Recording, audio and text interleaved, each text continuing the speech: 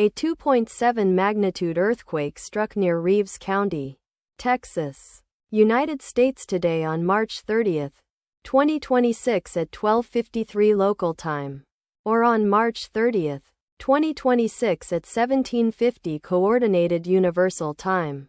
As reported by the EMSC on its website, the earthquake was located at a very shallow depth of 5.0 kilometers below the surface, at coordinates latitude 31.766 and longitude -103.828.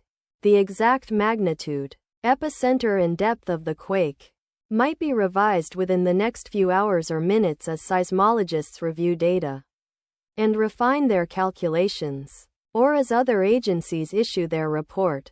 Towns or cities near the epicenter include Kermit, Winkler County, Texas, located 70 kilometers, or about 43.4 miles from epicenter.